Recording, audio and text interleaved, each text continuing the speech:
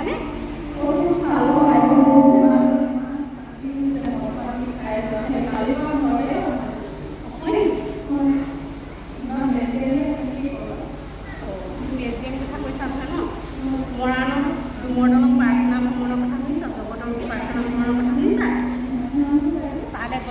সকলো সমস্যাবিলাক সমাধান হ'ব তোমাৰ মানুহজন ভাল কৰিব পাৰিবা তাত মানুহ কিমান মানুহৰ চকুৰে নেদেখা মানুহ চকু ভাল হৈছে কাণে শুনা মানুহ কাণ নায়ে শুনিছে ল'ৰা ছোৱালী নোহোৱা মানুহৰ তাত ল'ৰা ছোৱালী প্ৰভুৱে সকলো দিছে তুমি বিশ্বাস কৰিলে সকলো পাবা তুমি মোৰ লগত ওলাবাচোন আজি মোৰ লগত লৈ যাব পাৰিব আহা মোৰ লগত যাম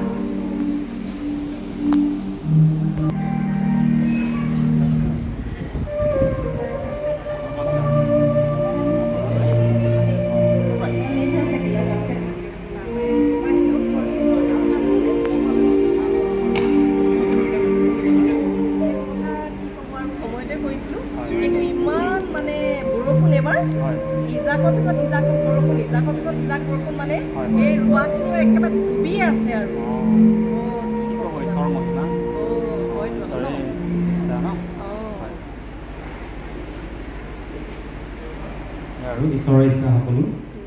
ঈশ্বৰে কৰিব আছোঁ হয় হয় ক'ৰ পৰা আহিছে উলিয়াই কি সমস্যা আহিছে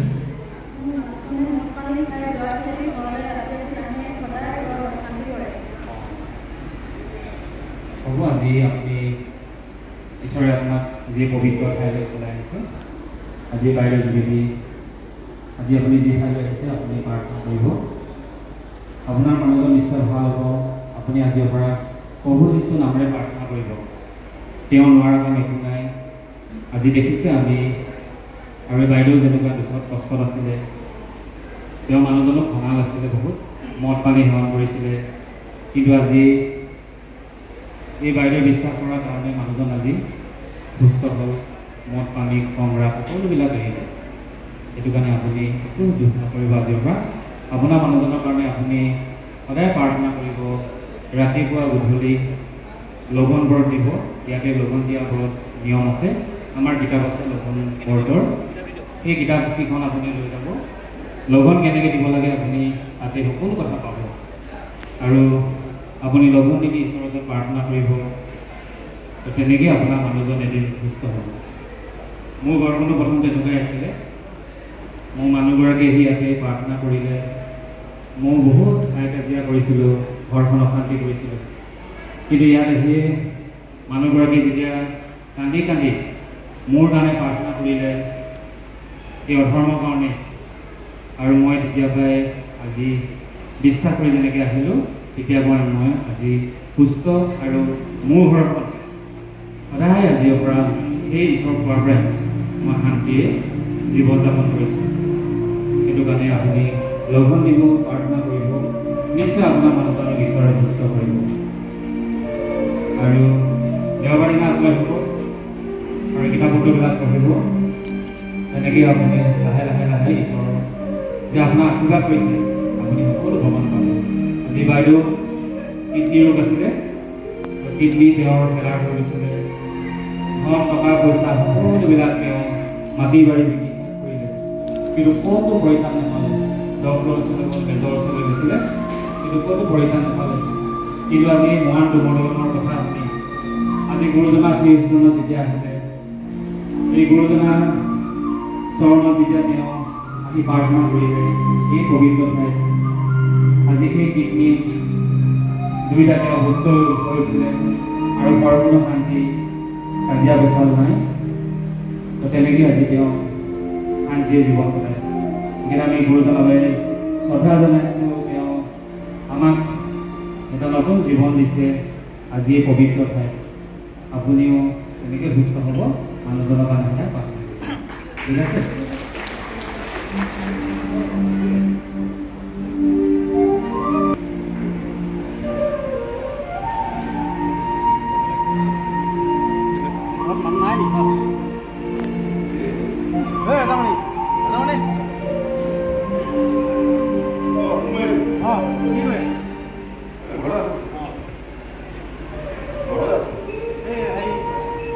অহা নাই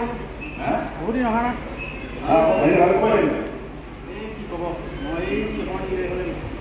খোৱা নাই আপোনাক লগো পোৱা নাই ন সেইকাৰণে অকণ খাই যাম আপুনি চিধা চোৱা ঠাণ্ডাত লৈ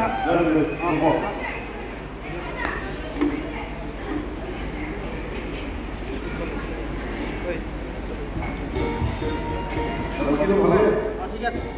ভালে ভালে আপোনাৰ কেনেকুৱা এই মোৰ বেয়া পইচা পাতি নাই ঘৰত খাই কাজিয়া মানুহৰ লগত কাজিয়া খেল খেলিছে নাই এনেইতো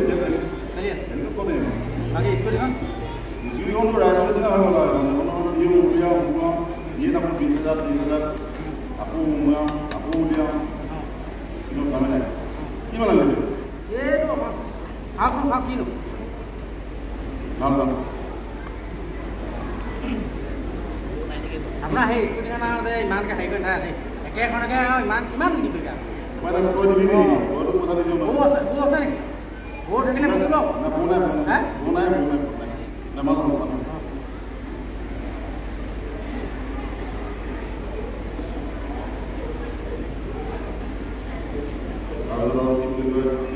ঠিকে আছে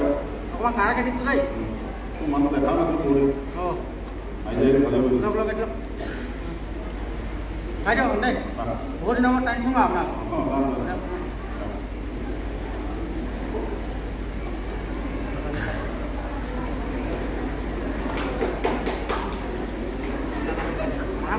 পানী উঠক চলা মোৰ কাকে খাব মোৰ কাকে খাব মানে মোৰ কাম কৰিব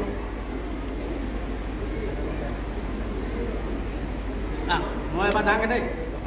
এই হেৰি কি কয় এইটো থাক তাৰপিছত হেৰি ন কথা এটা কি হ'ল আপোনালোকৰ বহুত বজাই গম পায় নাই গম নাপায় এইজন চোৱা গমেই নাপায় ক'লে গম নাপায় কি হ'ল মই গম নাপাওঁ ক'লে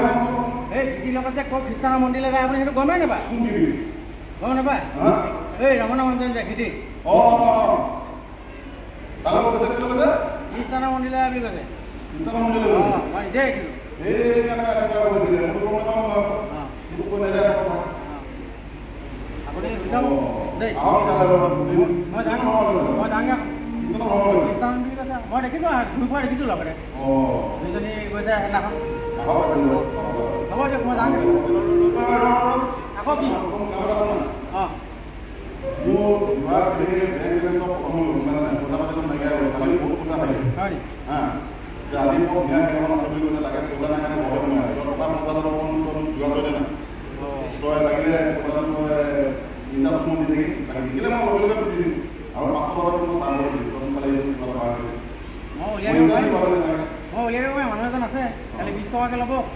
লগ 20 টকা লগ আৰু কিবা মটকেছো বিচাৰিব পাৰে মগে বিচাৰি থাকিলে আকৌ চিন্তা পাওঁ নেকি মই ভাইলে হ'ল ন মই কথাটো পাতি চাম মই গাড়ীখন লৈ যাব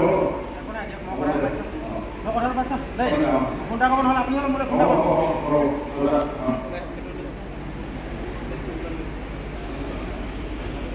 হেল্ল' ৰমেন এই কামবোৰ কেনেকুৱা চলিছে এই শিলখিনি পেলালে নাই বাৰু ৰাস্তাটো যে শিলখিনি কোৱালিটি ভাল কৰিব লাগিব দেই কিমান পইচা লাগিব 80,000 তই 1 লাখ এটা লৈ যাবি আৰু বাকী খোৱা বোৱাটো লাগিব পাৰেতো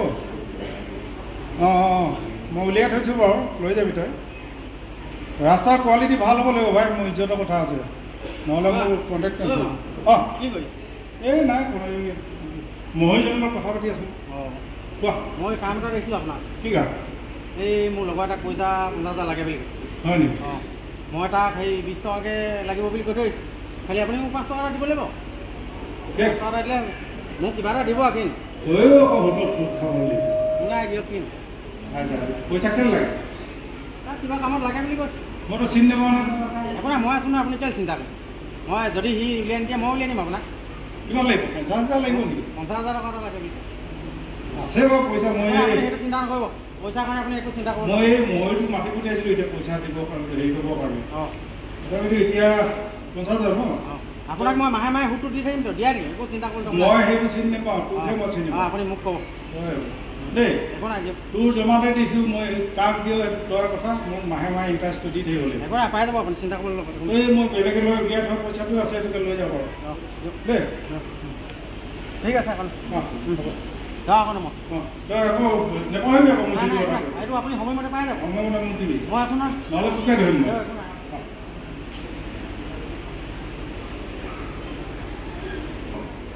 হেল্ল' কি হ'ল খবৰ খাতি নাইকিয়া হ'ল পালি নাই পইচা পালি অঁ হৈ গ'ল আপোনাৰ কামটো হৈ গ'ল দেই খালি আপুনি এইটো মাহেকত আপুনি হিচাপ মতে দি থাকিব আগন্তুক ল'ব হিচাপ যদি হিচাপ কৰি আৰু মই উঠনি কোৱাটো মোক কিবা এটা দিয়া নি কফি এইটো মই এই এজনৰ পৰা লৈ আহিছোঁ মই মোৰ ৰিক্সত লৈ আহিছোঁ একো নাই আপুনি হৈ যাব আপুনি খালি মোক কিবা এটা দি দিয়ক মই উঠনি কেলে আপোনাক কোৱা নাই 20কে লাগিব বুলি মই কৈছোঁ ন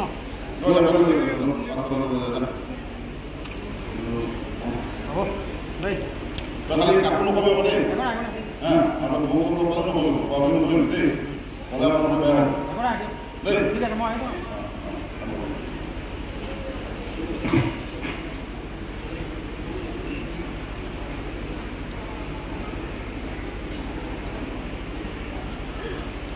হেল্ল' ৰন্ধু এই নহয় কি বুলি কয় খেল হৈ আছেনে নাই হৈ আছে ক'ৰ জেগাত হৈ আছে এই পুলিচ চুলিচৰ মিটিং আছে একো চিন্তা নাই ন ঠিক আছে ঠিক আছে এই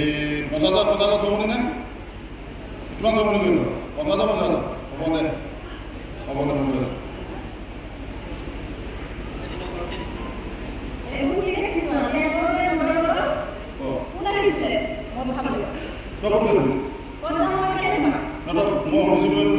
খ্ৰীষ্টান ধৰ্ম ল'ব গৈছে বোলে ক'ৰবাত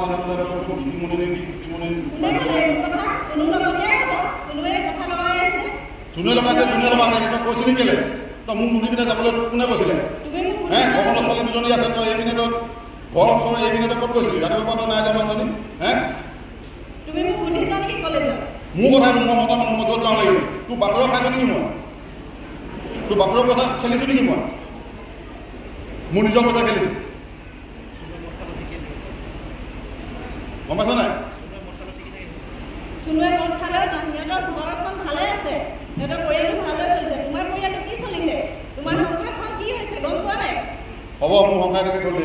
চলি আছে নহয় খাবলৈ পাইছ পিন্ধিবলৈ পাইছ সিমানে থাক বেছি ফাল্টু কথা কৈ নাথাকিব মাথা কম কৰি নাথাকিব একে থাপৰে দাঁত চাত দুইটা চিঙি থাকিব গম পাইছে নাই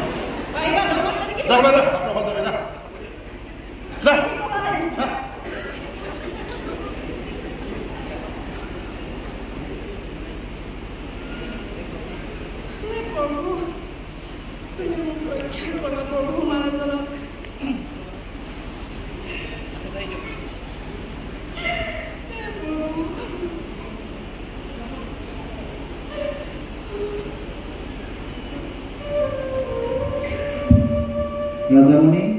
ঘৈণীয়েকে নেৰানেপেৰাকৈ প্ৰাৰ্থনাত লাগি থাকিল কিন্তু ৰাজামণি কোনো পৰিৱৰ্তন নাই গতানুগতিকভাৱে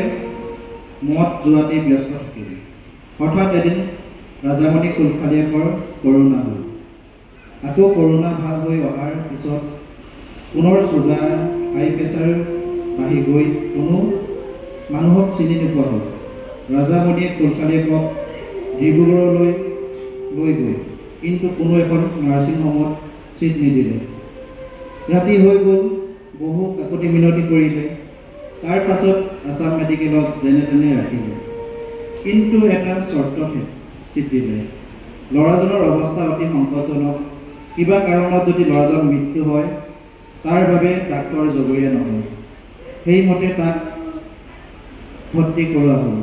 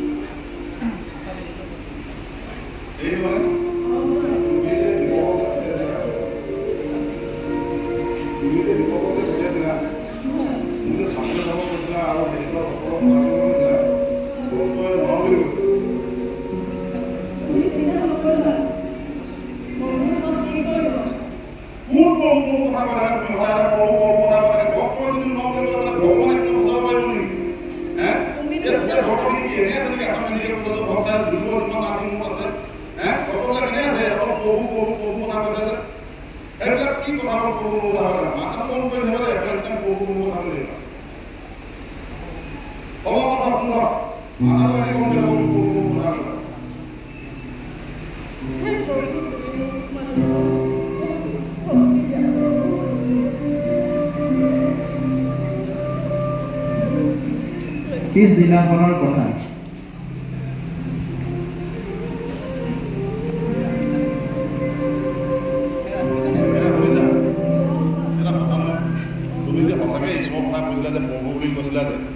মোৰ ডক্টৰৰ পৰা নি পিনে ডক্টৰে মোক ভাল কৰিব নোৱাৰা বুলি ক'লে তুমিতো মোক ক'লা যে তুমি বিশ্বাস কৰা ঠিক আছে তোমাৰ প্ৰথমতে মইতো মেডিকেলত ভৰ্তি কৰিলোঁ কৰি দিয়াৰ পিছত এতিয়া ডক্টৰে কৈছে যে মই একো আমি কৰিব নোৱাৰোঁ যদি আপুনি যদি কিবা যদি ৰিস্ক লয় আপোনাৰ ফালৰ পৰা যদি ৰিস্ক লয় তেতিয়া আমি আপোনাৰ কাৰণে মই কৰি দিব পাৰিম কিন্তু আমাৰ ইয়াত কোনো মেডিচিন নাই অকল অক্সিজেনে দি থাকোঁ ইয়াত এটা টেবলেটো নিদিয়ে এটা বেজিও নিদিয়ে তেতিয়া মই তোমাৰ কথা শুনি পিনে ডক্টৰৰ লগত মই টকা দেখি লাগি পিনে হ'লেও গৈ মেলি হ'লেও মানে তাক এডমিট কৰালোঁ কিন্তু তুমি তেনেকৈ ক'লা তেনেকৈ হ'ল 12টা বজাত উঠিব বুলি ক'লা 12টা বজাত উঠিলে সি পেচাব কৰিলে তুমি কৈছিলা নাই মোক আকৌ তুমি কৈছিলা যে 3টা বজাত সি উঠিব উঠি পিনে সি আকৌ শুব আকৌ তুমি কৈছিলা যে 7টা বজাত সি একাপ চাহ খাব বিচাৰিব তুমি চাহ হওক কিবা হওক কিবা খাবলৈ বিচাৰিব তুমি দিবা তেতিয়া মই দিয়া নাছিলোঁ তেতিয়াতো মোৰ লগৰজনেই নামানি কেনে দি দিলে মোৰ হাতত দিলে ঠিক আছে এইটো মই মানো তাৰপিছত তুমি কৈছিলা যে 12টা বজাত যে তুমি ভাত খাব বিচাৰিছে বুলি ভাত খাব সি বিচাৰিলে সঁচাকৈ বিচাৰিলে আৰু তাৰপিছত লগে লগে তুমি কৈছিলা যে 3টা 4:30 বজাত ডক্টৰে তাক ছুটি দিব তুমি চাবাচোন বিশ্বাস চাবা সঁচাকৈ মোক ডক্টৰে মাতিলে আৰু সি সঁচাকৈ ভাল হৈ যোৱাৰ লগে লগে মোক তেতিয়া ডক্টৰে কৈছে যে সেই না আচৰিত কথা আমিতো একো মেডিচিনো দিয়া নাই আমিতো একো দৰবো দিয়া নাই জাষ্ট অক্সিজেন এটা দিলোঁ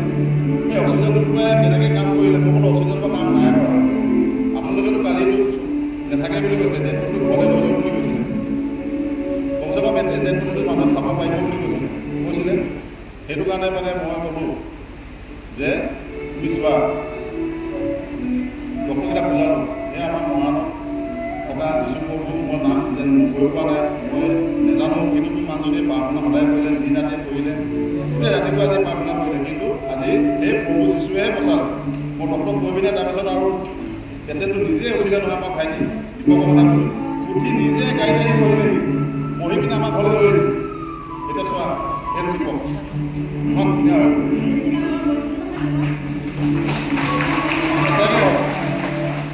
তুমি প্ৰভু কথা কৈছিলা সঁচাকৈ কৈছিলোঁ আজি মোৰ জীৱনত যিখিনি এইখিনি নাটক নহয় এইটো সত্য ঘটনা হয় মই মস্ত এটা জোৱাৰী আছিলোঁ মস্ত এটা মই পাপী আছিলোঁ মস্ত মই ঘৰৰ কথা নুশুনিছিলোঁ আৰু মই ঘৰলৈ যেতিয়া আহোঁ মোৰ ছোৱালীকেইজনী তেতিয়া শুই থাকে মই বহুত কান্দো বহুত দুখ লাগে মই ভাবোঁ যে মই কালিৰ পৰা যোৱা নিবেলোঁ কালিৰ পৰা মই বেয়া কাম নকৰোঁ মই সদায় ঘৰতে ঘৰ কামত গৈ ব্যস্ত থাকিম মোৰ নিজৰ ব্যৱসায়ত ব্যস্ত থাকিম কিন্তু নহয় মই আকৌ এই বেয়া কামলৈ যাওঁ যোৱা খেলত যাওঁ মদ খাবলৈ যাওঁ মানুহৰ লগত হাই কাজিয়া মাৰপিট সেইবিলাকত মই আছিলোঁ কিন্তু আজি এই আমাৰ পিতা য'ত মৰাণ বিমূৰ দলঙত আহি আজি যি মই পৰিণাম পালোঁ সেই পৰিণামৰ পৰা মই আজি কিমান মই আনন্দিত হৈছোঁ আৰু ঘৰখন কিমান আনন্দিত হৈছোঁ আৰু মোৰ ঘৰত সদায় আজি বহুত শান্তিয়ে ভৰি পৰিছে আজি প্ৰভুৱে চবেই দিছে গাড়ী ঘোঁৰা চকা চব দিছে ল'ৰা ছোৱালী মোৰ চাকৰিও পালে ডাঙৰজনী সৰুজনীয়ে ধুনীয়াকৈ পাছো কৰিলে মোৰ মানে ঘৰখনৰ পূৰা শান্তি আৰু মই এতিয়া অশান্তি কৰিবলৈ নাই সেই প্ৰভু দিছোঁ আৰু মোৰ মহান গুৰুজনা পৰাই মোৰ এই ঘৰখন উন্নতি হ'ল সেইকাৰণে আপোনালোকে সদায় বিশ্বাস কৰিব প্ৰভু গুৰুজনাই আমাক যি কথা কয় সত্য কথা কয় এটাও মিছা কথা ইয়াত বুলিবলৈ নাই এটাও মিছা কথা নাই সত্যই সদায় জয় আৰু প্ৰভুক এই হৰিণ মহাক্যটো মই এই মহাত্মা হিচাপে কৈছোঁ